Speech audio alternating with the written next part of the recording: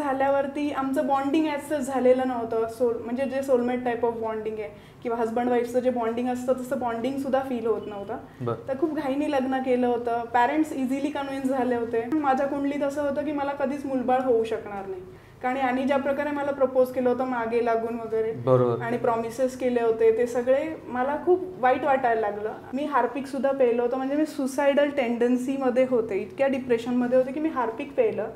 बरेच लोक मला तरी सुद्धा म्हणतात की तुम्ही स्वतःचं जर तुम्ही रिलेशनशिप काउन्सिलर तर तुम्ही स्वतःचं लग्न का नाही टिकवू शकले, हा प्रश्न मला खूप जण विचारतात. आणि खूप डिस्करेजिंग वेमध्ये किंवा असं हसी मजाक उडवल्यासारखं त्यांना किंवा लायकी काढायची अशा प्रकारे विचारतात ते. आधी मला खूप जास्त विक्टिम किंवा स्टार्टिंगच्या फेजमध्ये खूप त्रास व्हायचा किंवा मला रिव्हेंज घ्यायची इच्छा व्हायची किंवा त्या लोकांना जाऊन मारावं किंवा काय काय काय काय विचार यायचे मनात. पण मेनली मी ज्या थेरपीजमध्ये जे काही शिकले मोस्टली त्याच्यामध्ये फॉरगिव्हनेसला महत्त्व दिलेलं आहे. Welcome to Pankaj Gadge show. चला मित्रांनो, करूयात आजच्या शोची सुरुवात. आज आपले गेस्ट आहेत अदिती पाटील मॅडम.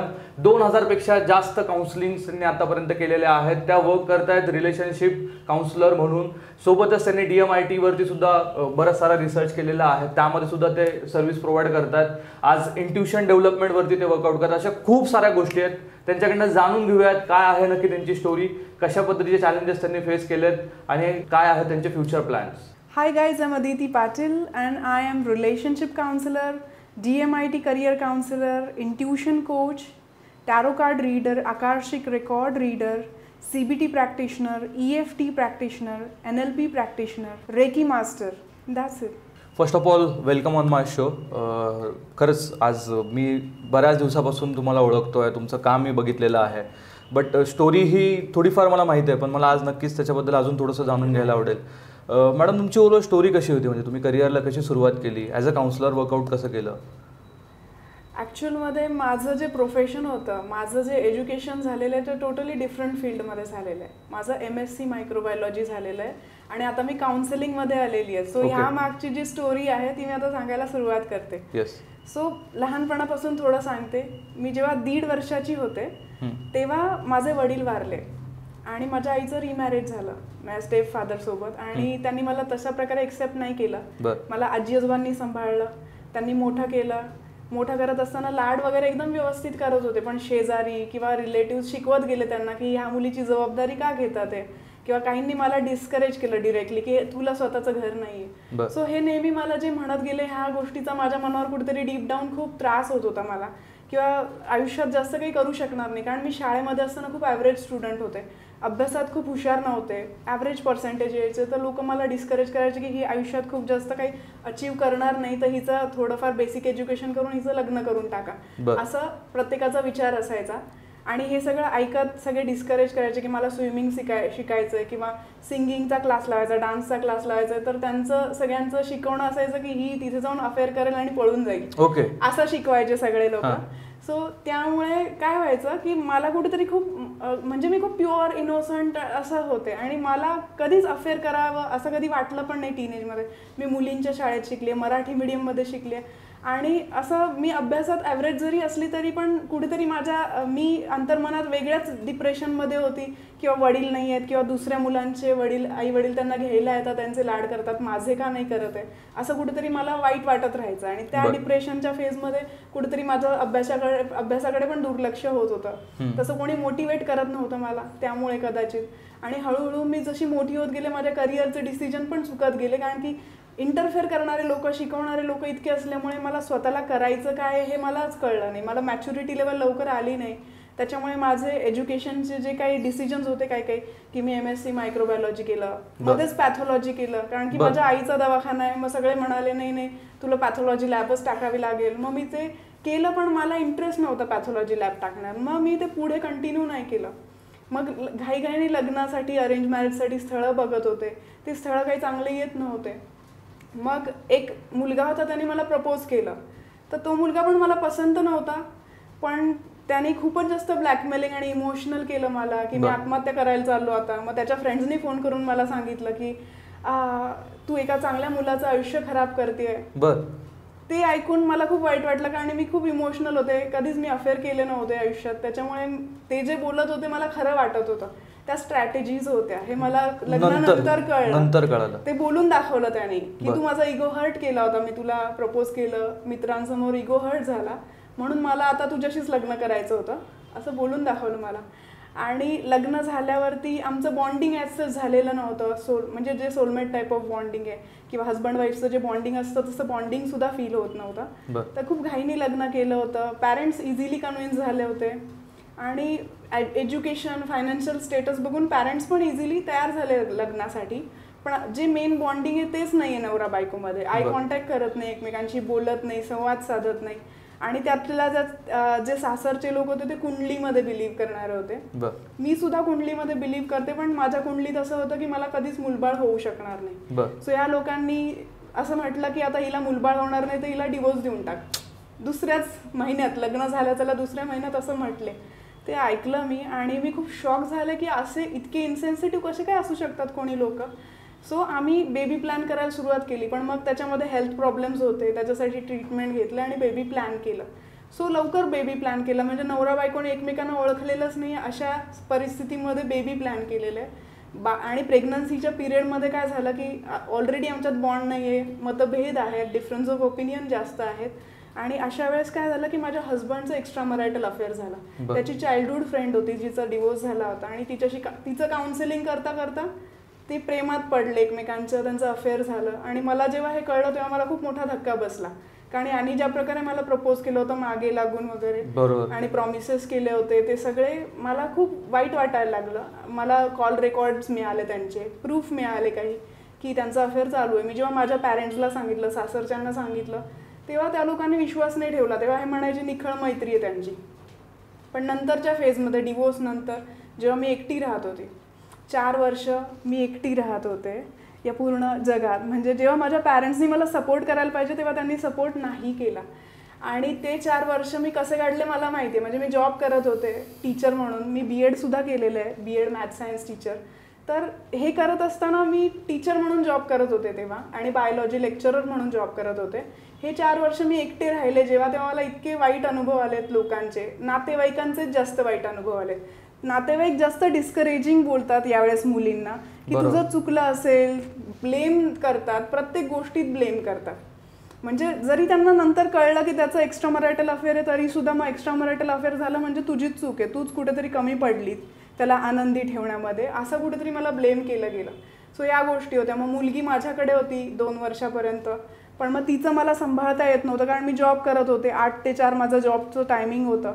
मग हळूहळू मुलगी मी स्वतःहून त्यांच्याकडे देऊन टाकली. आणि दूरदृष्टिकोनाने मी विचार केला, जेव्हा माझ्याकडे त्या 4 वर्षामध्ये लोक मला भेटत होते कामासाठी वगैरे, वाईट नजरेने बघत होते किंवा वाईट गोष्टींसाठी अप्रोच करत होते, मग मी म्हटलं एक सिंगल मदर एका लहान मुलीला जेव्हा मोठं करणार आहे, तर पुढे जेव्हा टीनेजमध्ये येईल, ॲडल्टहूडमध्ये माझी मुलगी येईल, कदाचित मी तिला तेवढं धाकात ठेवू शकणार नाही. आणि कदाचित हेच लोक जे माझ्याकडे वाईट नजरेने बघतात ते तिला सुद्धा पुढे जाऊन त्रास देऊ शकतात. सो तिला चांगलं आयुष्य देण्यासाठी, फायनान्शियली चांगल्या फॅमिलीत पाठवण्यासाठी, एक कुटुंबात राहते तेव्हा फरक पडतो. म्हणजे एकट्या आईसोबत राहणार तेव्हा मी सगळ्यांचे रोल नाही प्ले करू शकत. आजी आजोबांचा रोल, वडिलांचा रोल, प्रत्येक फॅमिलीमध्ये मेंबर्स असतात, तो फरक पडतो. म्हणून मी तो विचार करून तिला तिकडे पाठवलं. तरी सुद्धा माझे रिलेटिव्ह किंवा फ्रेंड्स किंवा जितके लोक होते त्यांनी मला डिस्करेज केलं की कशी आई आहेस तू, सेल्फिश आई आहेस तू, तुला तर लाईफ एन्जॉय करायची आहे म्हणून तू असं करतेस. मी जेव्हा डिप्रेशनमध्ये होते, जेव्हा हे डिवोर्सची फेज चालू होती, मी हार्पिकसुद्धा प्यायलं होतं. म्हणजे मी सुसायडल टेंडन्सीमध्ये होते, इतक्या डिप्रेशनमध्ये होते की मी हार्पिक प्यायलं. माझ्या नवऱ्यासमोर मी हार्पिक जेव्हा प्यायलं त्याला काहीच फरक नाही पडला, तो झोपून गेला. आणि मी म्हटलं किती इन्सेन्सिटिव्ह आहे. मग माझ्या जिभेचे तुकडे वगैरे पडले होते त्यावेळेस आणि दातांचं इनॅमल पूर्ण गेलं होतं. म्हणजे मी 1 आठवडा काहीच खाऊ शकत नव्हते. आणि मी नंतर दुसऱ्या दिवशी ऐकलं सासऱ्यांना आणि नवऱ्याला बोलताना, ते सांगत होते हिच्याकडनं एक कागदावरती लिहून घे की ती जर मेली तर आपण जबाबदार नाही, ती तिच्या मृत्यूसाठी स्वतः जबाबदार आहे, तिची साईन घेऊन टाक. कारण ते लॉयर होते. आता हे सगळं ऐकल्यावरती मला धक्का बसला की इतकी इन्सेन्सिटिव्ह लोक कसे असू शकतात. आणि खूपच वाईट वाटलं. आणि अशा लोकांसाठी आपण आपला जीव कशाला घालवायचा. आपल्या आई वडिलांनी, आजी आजोबांनी आपल्याला शिकवलंय, एवढं एज्युकेशन दिलंय. सो आपण आपल्या आयुष्याची मला व्हॅल्यू नाही हे मला त्या दिवशी कळलं की आता तर मी कोणासाठी मरणार नाही, आता तर मी जगून दाखवणार, हे कुठेतरी माझ्यामध्ये आलं. आणि मग तिथून पुढे मी हळूहळू हिप्नोथेरपी घ्यायला सुरुवात केली. हिप्नोथेरपी आणि रेकी हिलिंग या 2 गोष्टीमुळे माझ्या आयुष्यात थोडे बदल व्हायला सुरुवात झाली. कुठेतरी माझा माइंडसेट चेंज झाला आणि मी स्वतःवर प्रेम करायला शिकले, स्वतः एकटी आनंदात राहायला शिकले. त्याच फेजमध्ये कुठेतरी माझं स्टॅमरिंग, जे आधी माझा प्रॉब्लेम होता चाइल्डहुडमध्ये, तो कव्हर झाला. म्हणजे हिप्नोथेरपी घेतल्यामुळे. किंवा मग मी सिंगिंग पण करत होते, यूट्यूबवर चॅनल चालू केला, त्याच्यात मी सिंगिंग करत होते. तो सिंगिंग करता करता माझी स्पीच थेरपी होऊन गेली ऑटोमॅटिकली आणि त्याच्यामुळे माझं स्पीच सुधारलं. सो मी व्यवस्थित बोलायला लागले. मग मी थोडे मोटिवेशनल व्हिडिओज पण बनवायला लागले आणि साईड बाय साईड मला जिथे मी हिप्नोथेरपी घेत होते त्यांनीच मला जॉब ऑफर केला की ॲज अ कोऑर्डिनेटर तू तिथे जॉब कर आमच्याकडे. तर बेटर सॅलरी असल्यामुळे आणि वेळ कमी असल्यामुळे मी तिकडे प्रेफर केलं जाणं. आणि तिथे मला खूप चांगलं वाटायला लागलं की जे पण क्लायंट्स यायचे त्यांच्या स्टोरीज कोरिलेट करायचे किंवा प्रत्येकाचं आयुष्यातलं दुःख समजून घ्यायचं, मग त्यांना काउन्सिलिंग करायचं. मग त्याच्यामुळे आपण पण आपल्या आयुष्यात इव्हॉल्व्ह होतो एका प्रकारे, मेंटली, इमोशनली. बऱ्याच साऱ्या गोष्टी आपण कम्पेअर करत असताना आपण त्यांच्याकडनं पण शिकतो. आणि कुठेतरी मला असं तुम्हाला इथे विचारायला आवडेल की एक अशा तुम्ही स्वतः होतात की ज्यावेळेस तुम्हाला कोणीही हेल्प करायला तयार नव्हतं, ठीक आहे, आणि तुम्हाला स्वतःलाच परत ते सगळी जी काही तुमच्या समोरची परिस्थिती होती ती फेस करायची होती आणि बाउन्स बॅक करायचं होतं, फाईट बॅक करायचं होतं. तर कुठेतरी हेच गोष्ट तुमच्या मनामध्ये कायम राहिली की मी त्यातनं परत आले आहे. एक सुसायडिकल टेंडन्सीपासून आज काउन्सिलरपर्यंत तुम्ही येऊन पोहोचला आहात. कारण की त्या फेजमध्ये म्हणजे ॲक्च्युली काउन्सिलर बरेच सारे लोक आहेत, बट मला पहिल्यांदा असा कोणी काउन्सिलर भेटतोय की जो ॲक्च्युली त्या प्रोसेसमधनं एंटायरली गेलाय स्वतःहून आणि त्याला माहिती आहे की त्या म्हणजे काय काय विचार येतात त्यावेळेस, कसं आपलं मेंटल प्रिपरेशन असलं पाहिजे. आणि त्यावरती तुम्ही आता पॉझिटिव्हली काम करताय. म्हणजे कुठेतरी त्याच एका गोष्टीची निगेटिव्ह बाजू आणि कुठेतरी त्याच गोष्टीची एक पॉझिटिव्ह बाजू आपल्याला बघायला भेटते. तर हे कसं झालं, म्हणजे कशा पद्धतीने सुरुवात झाली काउन्सिलिंग तुमची? सुरू झाल्यानंतर तुम्ही काउन्सिलिंग लर्न कसं केलं? काउन्सिलिंग पहिले मी घेत होते. घेत असताना ते जे पण बोलायचे, जे पण हिप्नोथेरपी मी सेशन्स घेतले, ते सगळं माझी मेमरी स्ट्रॉंग असल्यामुळे मला ते सगळं लक्षात राहायचं. आणि त्याच्यामुळे काय झालं की नेक्स्ट टाइम जेवढे पण सेशन्स दिले ते गोष्टी रिवाईज व्हायच्या माझ्या. आणि मेन गोष्ट त्यांनी मला एक गोष्ट सांगितली होती की हिप्नोथेरपिस्ट किंवा काउन्सिलर जेव्हा एखादा व्यक्ती बनतो तेव्हा त्याचा एक फायदा सांगितला की म्हणजे प्रोफेशन सोडून त्याचा काय फायदा आहे पर्सनल लाईफमध्ये. जेव्हा मी माझ्या लाईफमध्ये काहीतरी प्रॉब्लेम फेस करतेय, मला तसेच क्लायंट येतील जो प्रॉब्लेम मी फेस करते. सेम माझी स्टोरीवाले क्लायंट येतील, त्यांची स्टोरी मी त्रयस्थ एक दुसऱ्या दृष्टिकोनाने बघितल्यामुळे मला सोल्युशन मिळेल त्यांच्यासाठी. त्यांच्यासाठी मिळालेलं सोल्युशनच माझ्या प्रॉब्लेमसाठी ॲप्लिकेबल करू शकेल. सो आपण स्वतःच्या प्रॉब्लेमसाठी अटॅच असल्यामुळे आपल्याला सोल्युशन मिळत नाही आणि मग दुसऱ्यांचं काउन्सिलिंग करता करता स्वतःचे प्रॉब्लेम सॉल्व्ह होत जातात आणि इव्हॉल्व जास्त होतो. आपण एम्पथाईज पण करतो. जज करायचं नाहीये या बाबतीत. म्हणजे एखादी व्यक्ती सांगते की माझे अफेअर झाले किंवा काय, तर त्यावेळेस काउन्सिलरने जज नाही करायचंय. देव जसा ऐकतोय आणि बाळ आहे समोरचा व्यक्ती अज्ञानी असं म्हणून आपण ऐकायचंय. सो त्यावेळेस तसं ऐकताना हळूहळू आपल्याला त्या व्यक्तीची मेंटॅलिटी काय राहिली असेल तसं करताना, मी जर त्या व्यक्तीच्या जागेवर असतो तर काय झालं असतं, अशा प्रकारे जेव्हा आपण विचार करतो तर आपल्याला जास्त चांगल्या प्रकारे समजतं. आणि इतके सारे ट्रॅजेडी माझ्या लाईफमध्ये झाल्यामुळे काय झालं की बरेच लोक मला तरी सुद्धा म्हणतात की तुम्ही स्वतःचं जर तुम्ही रिलेशनशिप काउन्सिलर तर तुम्ही स्वतःचं लग्न का नाही टिकवू शकले, हा प्रश्न मला खूप जण विचारतात. आणि खूप डिस्करेजिंग वे मध्ये किंवा असं हसी मजाक उडवल्यासारखं त्यांना किंवा लायकी काढायची अशा प्रकारे विचारतात ते प्रश्न. तर त्यांना मला सांगायचं याचं उत्तर की एखाद्या व्यक्तीला जखम झालेली आहे, त्याला ट्रीटमेंट द्यायची आहे मला किंवा त्याला सोल्युशन सांगायचंय, तर मला जर आधी जखम झाली तर मी जास्त चांगल्या प्रकारे सांगू शकेल की माझा हात जर जळालाय तर त्याच्यावर काय लावल्यावर तो बरा होणार आहे. हे जर मी त्या व्यक्तीला चांगल्या प्रकारे सांगू शकले तर ते त्याच्यासाठी चांगलं सोल्युशन राहील. थेरॉटिकल अभ्यास वेगळा आहे. बरोबर. बरेचसे लोक थेरॉटिकली सांगतात. आज एक्झिक्युशन करणं म्हणजे स्वतः त्या गोष्टीतनं अनुभव घेऊन जाणं आणि मग नंतर तिथे स्वतःला आपण ठेवून आपण परत त्यांना सोल्युशन देणं आणि ते सोल्युशन आपण स्वतःसाठी पण युटिलाइज करणं. तर मी म्हणेल की हे काउन्सिलिंगचा एक वेगळा प्रकार होऊ शकेल. बाकीचे काउन्सिलर जे असतील जे त्यांची फॅमिली सिच्युएशन वेगळी असू शकेल, बट ते केस वेगळ्या पद्धतीचे हँडल करू शकत असतील. पण आज तुमच्याकडे ज्या येणाऱ्या केसेस आहेत किंवा ज्या पद्धतीने तुम्ही सगळं फाईडबॅक करून आला आहात, तर कुठेतरी आजही असं तुमच्या समोर आहे की त्याच पद्धतीचे लोक तुम्हाला येऊन भेटतात ज्या फेजमधनं तुम्ही गेलात तसं. आणि त्याच्यामध्ये कसा एक्सपिरियन्स आहे, म्हणजे अनुभव कसा होता एक विक्टीम म्हणून आपण ज्यावेळेस विचार करतो एखाद्या गोष्टीचा की का माझ्यासोबत असं घडलं, का असं झालं असेल? आणि एक काउन्सलर म्हणून समोरचा एक विक्टीम बसला आणि त्याला आपण मोटिवेट करतोय किंवा त्याला आपण तिथून परत वरती खेचतोय. तर ह्या दोन्ही गोष्टींना कसं बॅलन्स केलं? म्हणजे आधी मला खूप जास्त विक्टीम किंवा स्टार्टिंगच्या फेजमध्ये खूप त्रास व्हायचा किंवा मला रिव्हेंज घ्यायची इच्छा व्हायची किंवा त्या लोकांना जाऊन मारावं किंवा काय काय काय काय विचार यायचे मनात. पण मेनली मी ज्या थेरपीजमध्ये जे काही शिकले मोस्टली त्याच्यामध्ये फॉरगिव्हनेसला महत्त्व दिलेलं आहे. So forgive and let go, forgive and let go. देव करेल ते काम, रिव्हेंज घ्यायचं काम आपण नाही करायचं. आपल्या समोर देव त्यांना पनिशमेंट दिलं आणि तुम्हाला ते बघायला मिळेल हे मला कळालं जेव्हा. कारण रिव्हेंज आपण घेणार, परत ते घेणार काहीतरी, आपण दगड मारणार, परत ते दगड मारणार, चालूच राहणार आहे.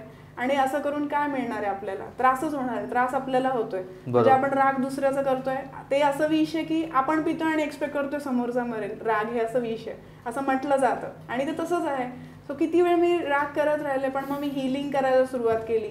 मग मी आमचे कार्मिक जे रिलेशन होते, म्हणजे हे जन्माजन्माचे रिलेशन असतात, पास्ट लाईफ रिग्रेशन केलं त्याच्यामध्ये मला कळलं की कुठेतरी मी पण त्यांच्याशी वाईट वागलेली होती मागच्या जन्मात कदाचित, म्हणून ते लोक असे वागतात. नाही तर मला आधी तेच वाटायचं ओ गॉड वाय मी, कारण की मी खूपच जास्त टिपिकल एक मुलगी जी असते जी उपवास करते चांगला नवरा मिळावा वगैरे, अशा प्रकारची मी मुलगी होती, खूप देवदेव करणारी असं होतं. म्हणजे आमच्या घरात खूप देवदेव करत नाही, पण मी देवदेव करायचे. आणि त्या फेजमध्ये मी देवावरचा पूर्ण विश्वास उडाला आणि मी देवाची राग करायची की तू माझ्यासोबत वाईटच गेलेलं आहेस आणि आता मी तुझ्याशी बोलणारच नाही, असं वगैरे एक फेज आली होती. आणि त्या फेजमधून मी परत बाहेर आले आणि परत माझा विश्वास आला देवावर आणि मी त्या साधना परत चालू केल्या आणि कुठेतरी माझा कॉन्फिडन्स वाढला, त्याच्याने सेल्फ वर्थ वाढलं. मेनली हेच आहे की थेरॉटिकली किती पण शिकलो आपण तर त्याचा उपयोग नाही आहे. लोकांना तुम्ही किती डिग्रीज दाखवल्या, सांगितलं की आपण एवढ्या साऱ्या गोष्टी केल्या, ते नाही ऐकणार.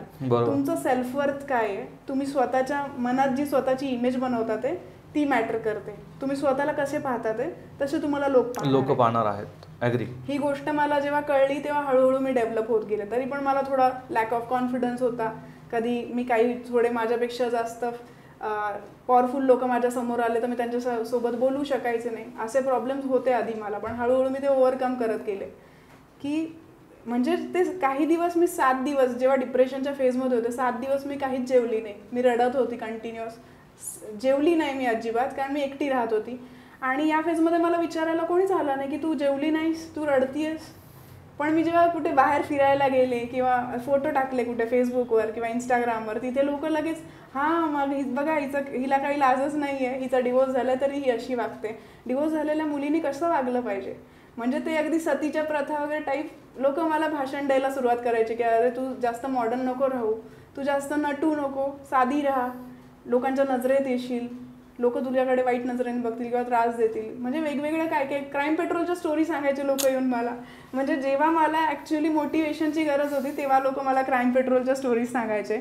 बऱ्याच काय काय गोष्टी सांगायचे की रात्री कोणीतरी येऊन तुझा दरवाजा वाजवेल, तू असं लाल तिखट वगैरे ठेव दरवाजापाशी. आणि ॲक्च्युली मी हे केलेलं सुद्धा आहे आणि असं काहीच झालं नाही माझ्यासोबत. भले लोक माझ्याकडे अप्रोच करत होते चुकीच्या दृष्टीने फेसबुक मेसेंजरवर किंवा असे मेसेंजरवर वगैरे, कारण की माझा नंबर सगळीकडे टाकलेला होता, कारण मी कोऑर्डिनेटर होते त्या संस्थेमध्ये, त्यामुळे लोकांशी कॉन्टॅक्ट यायचा. आणि नंतर मी स्वतःची जेव्हा संस्था चालू केली, आधी ब्रेन कोड मिस्ट्री अकॅडमी नावाने चालू केली होती मी, आणि नंतर त्याचं नाव लाईफ की अल्टरनेटिव्ह हिलिंग थेरपीज अशा नावाने मी चालू म्हणजे चेंज केलं नाव त्याचं. ओके. सो हे जेव्हा केलं तेव्हा पण माझा नंबर होता सगळीकडे, तर लोक कधी कधी खूप त्रास पण द्यायचे, कधी पोलीस केस करायची पण वेळ आली. पण त्याच्यामध्ये सुद्धा असा अनुभव आला की पोलीस मलाच जज करतात, एका हाताने टाळी वाजत नाही असं पोलीस मला बोललेले. सो ह्यांच्याकडे परत जावं की नाही असा प्रश्न मला पडला. सो अवॉइड करायचं, जे लोक त्रास देतात ते त्यांना अवॉइड करायचं, दुर्लक्ष करायचं, ब्लॉकचे ऑप्शन असतात आपल्याकडे. सो असं माझ्या लाईफमध्ये खूप चॅलेंजेस आले, मला ऑब्स्टॅकल्स आले खूप सारे. नक्कीच आपण पुढच्या काळामध्ये चॅलेंजेसवरती बोलणारच आहोत. तर आता ॲज अ काउन्सलर तुम्ही वर्कआउट करतात, लाईफ की बद्दल तुम्ही आता सांगितलं, तर आता ज्यावेळेस तुम्ही 2000 पेक्षा जास्त लोकांचं काउन्सिलिंग केलंय 1 to 1, त्यांच्या लोकांचे प्रॉब्लेम सॉल्व्ह केलेत. मी बऱ्याच वेळा सोशल मीडियाच्या अपडेटला त्या लोकांचे फीडबॅक टेस्टिमोनियल्स मी पाहिलेले आहेत. तर ॲक्च्युली कसं फील होतं आता की मी एक अशा व्यक्तीला हेल्प करते ज्या सिच्युएशनला मी होते कधीतरी. तर आता त्या लोकांचे ज्यावेळेस चांगले त्यांचे प्रॉब्लेम सॉल्व्ह होतात, त्यांचा फीडबॅक पॉझिटिव्ह तुमच्यापर्यंत पोहोचतो, त्यावेळेस कसं वाटतं तुम्हाला, काय फिलिंग्स असतात? म्हणजे माझ्यासाठी पैशापेक्षा त्यांना काय, त्यांच्या चेहऱ्यावरचं जे स्माईल असतं किंवा त्यांच्या आयुष्यात चेंज झालंय हेच माझ्यासाठी खूप आनंदाची गोष्ट असते. की आपण सांगितलेल्या सगळ्या गोष्टी त्यांनी फॉलो केल्या आणि त्यांच्या आयुष्यात आता चेंजेस व्हायला सुरुवात झाली आहे किंवा ते जेव्हा सांगतात, म्हणजे लोक मोस्टली कसं आहे कॉन्फिडेन्शियल ठेवा, मग तुमचे म्युच्युअल फ्रेंड्स आहे आमचे त्यांना सांगू नका की आमचं कपल काउन्सिलिंगसाठी आम्ही आलोय, कारण की फेसबुकवर फोटो टाकतात ते कपलचे खूप सुंदर आणि ऍक्च्युअल मध्ये कपलचा प्रॉब्लेम चालू आहे, काउन्सिलिंगसाठी येतात ते, असं पण काही काही ठिकाणी होतं. पण मग म्युच्युअल फ्रेंड्स आहे म्हणून कधी घाबरून फक्त फोनवरच विचारलं आलेच नाही असं सुद्धा झालेलं आहे. किंवा लोक मोस्टली अजून सुद्धा टाळतात येणं की मेंटल हेल्थ साठी नाही, एवढं म्हणजे जेवढं आपण फिजिकल हेल्थ असेल, पैसे कमवणं असेल, बिझनेस असेल, सगळ्या गोष्टीला आपण टाइम देतो, पण मेंटल हेल्थ वरती आपण तेवढं काम करत नाही. आणि अजून पण लोकांची मेंटॅलिटी अशी आहे की मेंटल हेल्थ साठी जातात ते म्हणजे काहीतरी मेंटल प्रॉब्लेम असेल, हा वेडा तर नाहीये ना असं लोक विचार करतील, या भीतीने सुद्धा येत नाही लोक. तो हे सगळे म्हणजे छोट्या छोट्या गोष्टी आहेत त्याच्यामध्ये. तर या सगळ्या जर्नीमध्ये थोडेफार तुम्ही चॅलेंजेस सांगितलेलेच आहेत, पण अजून असे कुठले कुठले चॅलेंजेस होते तुमच्या स्टोरीमध्ये? आज इथपर्यंत तुम्ही येऊन पोहोचला आहात, एक संस्था आज तुम्ही हेड करताय, आज तुमचं नाशिक, मुंबई, पुणेमध्ये काम चालू आहे, 2000 पेक्षा जास्त काउन्सिलिंग तुम्ही केल्यात, लोकांना रिझल्ट भेटतोय. तर लॉंग टर्म गोल काय आहे तुमचं ओव्हरऑल, म्हणजे ऍज अ पर्सनल काउन्सिलर म्हणून आणि एक बिझनेसच्या दृष्टिकोनातून? ओके, लॉंग टर्म गोलमध्ये मी असं नंबर ऑफ पीपल असं डिसाईड नाही केलेलं आहे, पण ऑल ओव्हर इंडिया मला काम करायचं आहे, आउट ऑफ इंडिया म्हणजे इंटरनॅशनली पण जाता आलं आणि जितक्या लोकांचे प्रॉब्लेम मला सॉल्व्ह करता येतील. आणि मी देवाला एकच सांगते की मला जेन्युइन ट्रस्टवरती असे ज्यांचे जेन्युइन प्रॉब्लेम आहे असेच लोक पाठव. कधी कधी काय होतं ना की फक्त फेसबुकवरती फोटो छान आहे म्हणून मग लोक फक्त बघण्यासाठी येतात, टॅरो रिडिंग करायला यायचं आहे आम्हाला, असं पण बऱ्याच वेळा होतं.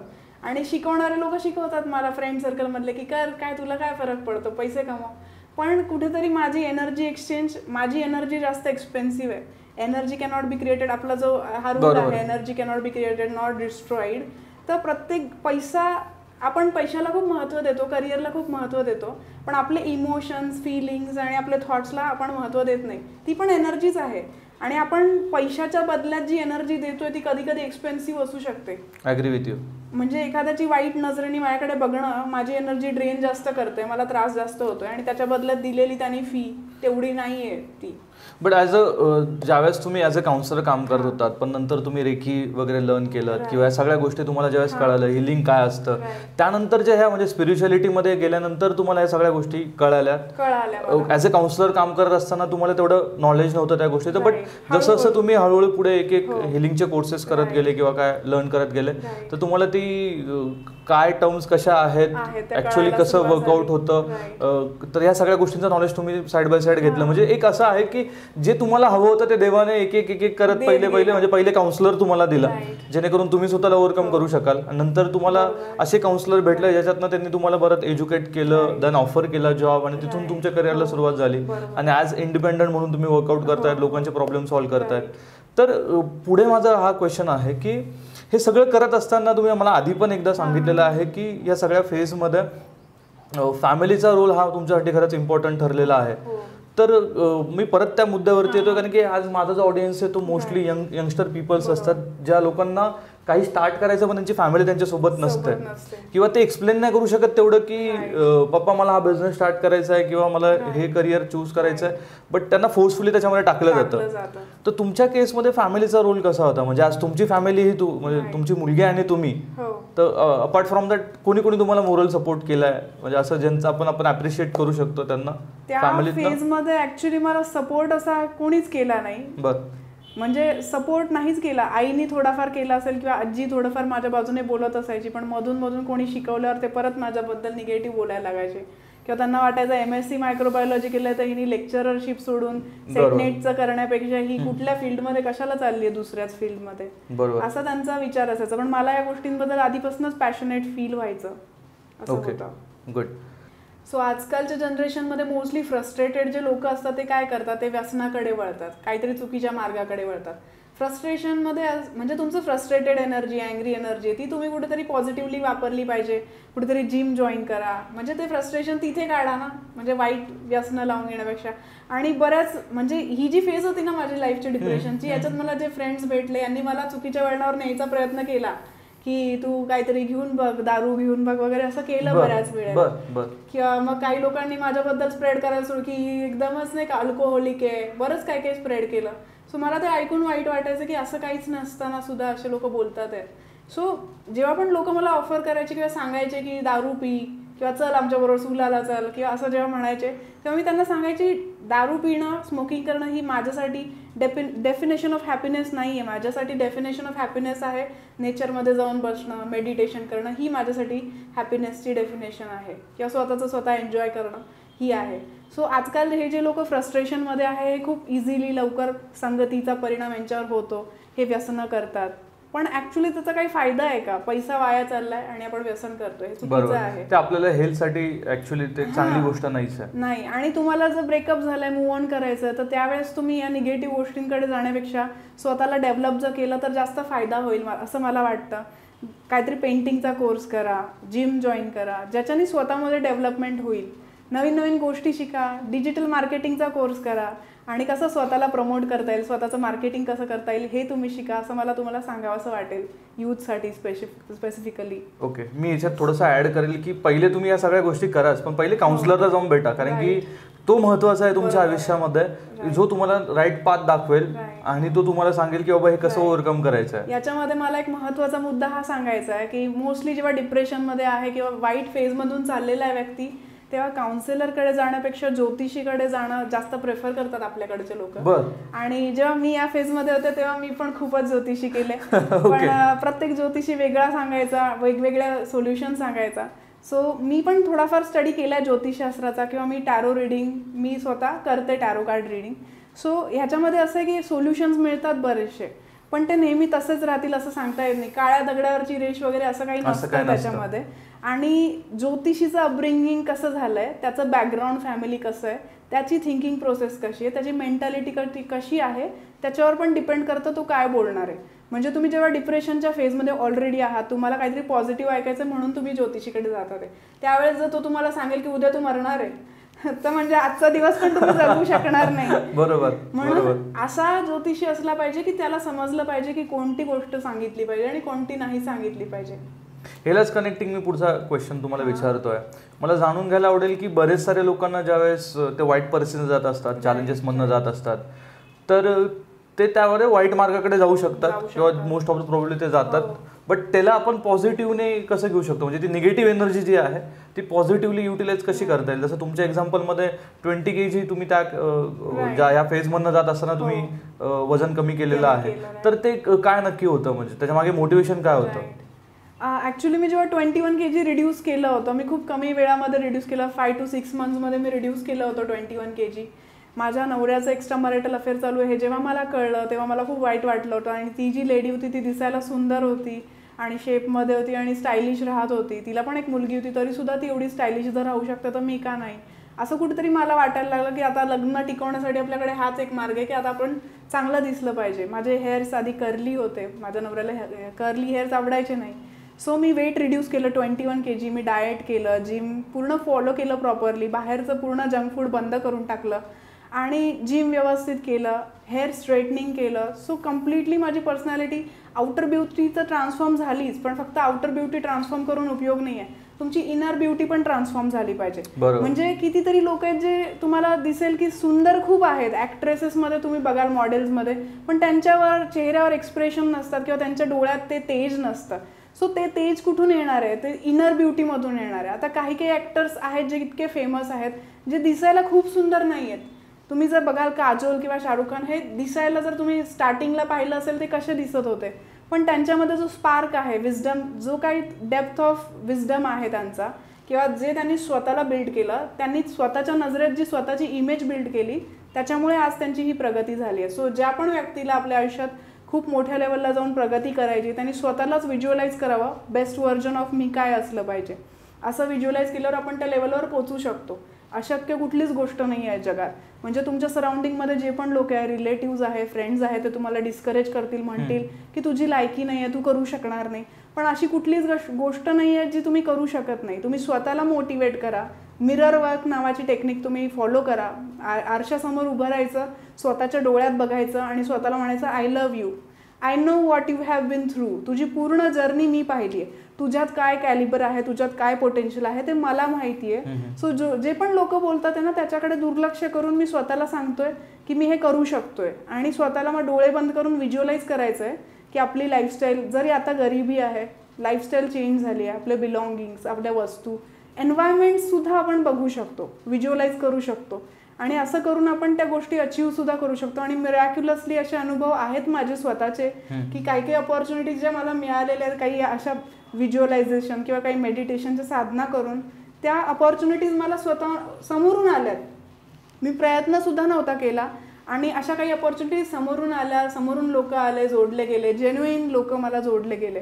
म्हणजे बरेचदा आपल्याला संशय येतो की समोरचा व्यक्ती जेन्युइन असेल का आपल्याला एवढी मोठी संधी जर देतोय तर, पण असं नाही आहे. जगामध्ये चांगले लोकसुद्धा आहेत, जेन्युइन लोकसुद्धा आहेत आणि हळूहळू सगळे लोक जोडले जातात आहे. आणि असा आपण जर विचार स्वतःचा ठेवला की सगळे जगातले पॉझिटिव्ह आहेत लोक आणि आपण सगळे एकमेकाचा पार्ट आहोत, तर आपण खूप जास्त प्रगती करू शकतो. जे लोक वाईट आहेत ना त्यांना पण आपला पार्ट मारून जर माफ करून टाकलं तर आपण खूप प्रगती करू शकतो आयुष्यात.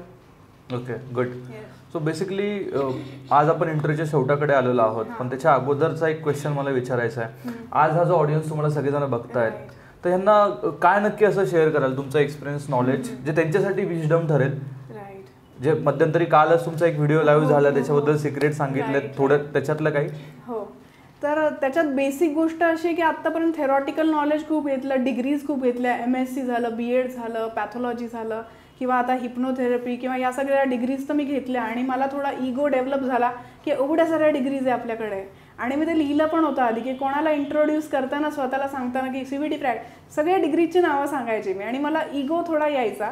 सो मी पूर्ण प्रोसेसमध्ये हे शिकले आहे की इगो नाही आणला पाहिजे, असा विचार केला पाहिजे की God is working through me, I am just a vehicle, God is working through me. आणि हे देवा, माझ्या थ्रू जितक्या लोकांना तू सर्व्हिस देऊ शकशील तितकी तू दे आणि माझा पूर्णपणे वापर करून घे, माझ्या नॉलेजचा, माझ्या टॅलेंट्सचा. आणि मला असं सांगावं असं वाटतं प्रत्येकाला की आपण खूपच कंजूसी करतो. जेव्हा एखाद्या ठिकाणी जेवायला जातो, थाळीमध्ये जेवढं आहे आपण सगळं संपवायचा प्रयत्न करतो, पैसे वसूल करायचे असतात आपल्याला, पण देवाने आपल्याला जे टॅलेंट्स दिलेत ते आपण स्वतः बघत पण नाही आणि आपण ते वसूल करायला काय बघत नाही. आपल्याला दिलेला प्रत्येक टॅलेंट आपण वसूल केला पाहिजे आणि देवाला पण दाखवून दिलं पाहिजे की तू मला जे टॅलेंट्स दिले ना त्याचं मी ॲक्च्युली चीज करून दाखवलं, काहीतरी करून दाखवलं आहे अचीव्ह. सो तुम्ही तशी प्रगती करत जाल. रोज प्रत्येक दिवस प्रत्येक प्रकारे तुम्ही चांगलं बनत गेलं पाहिजे, स्वतःला डेव्हलप केलं पाहिजे, काहीतरी नवीन शिकलं पाहिजे, छोट्या छोट्या गोष्टी टेक्नॉलॉजिकली अपग्रेड करत गेलं पाहिजे. आणि बेसिक थिंग की तुम्ही जे पण शब्द वाचतात आहेत, बुक रिडिंग करतात आहेत, ते बुक रिडिंग केल्यावर तुम्हाला थोड्या वेळासाठी वाटेल वाव किती छान वाक्य आहे, पण ते जोपर्यंत तुम्ही जगत नाही तोपर्यंत त्याचा उपयोग नाही आहे. ते वाक्य तुम्ही स्वतः जगले म्हणजे रिअलाईज केलं, तुम्ही स्वतःमध्ये ते अनुभव घेतला त्या वाक्याचा, तेव्हा ॲक्च्युअलमध्ये तुम्ही ते लोकांना विजडम देऊ शकाल त्याचा.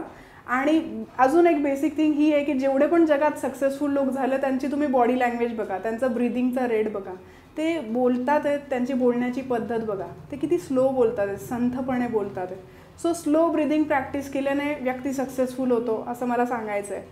तुम्ही बघा जे फायनान्शियली खूप जास्त डिस्टर्ब्ड आहेत, फायनान्शियली वीक आहेत, फायनान्शियल प्रॉब्लेम्स ज्यांचे फेस करत आहेत, अशा लोकांची बॉडी लँग्वेज पहा, त्यांचं ब्रीदिंग रेट पहा. ते नेहमी धांदरटपणे कुठेतरी आदळतात, आपटतात, घाई गडबड करत असतात. सो तुम्ही सुद्धा एक असं ऑब्झर्व करा स्वतःला की आजचा दिवस मला खूप काम करायचं, 10 कामं मला करायची आहेत आणि आपण ठरवतो की आता मला कामं करायची आहेत, फटाफट करायचे आहेत, पण त्यावेळेस तुमचं एक पण काम होणार नाही कारण की तुमची अँझायटी लेवल, तुमची ब्रीदिंग रेट फास्ट झालेली आहे, तुमची स्वतःची फ्रिक्वेन्सी युनिवर्सच्या फ्रिक्वेन्सीची मॅच नाही होते, अर्थची मॅच नाही होते. सो तुम्हाला नेचर त्या प्रकारे तुम्हाला हेल्प नाही करणार आहे. तुम्ही ब्रीदिंग जितकं स्लो कराल तितकं तुमचे डिसिजन्स राईट होतील, तुम्हाला युनिवर्स, नेचर सगळे हेल्प करतील त्या डिसिजनला राईट होण्यासाठी. सो सक्सेसफुल होण्यासाठी हीच एक गोष्ट आहे की तुम्ही काम कंपोज आणि जितकं स्टेबल राहाल तितके डिसिजन्स राईट होतील तुमचे.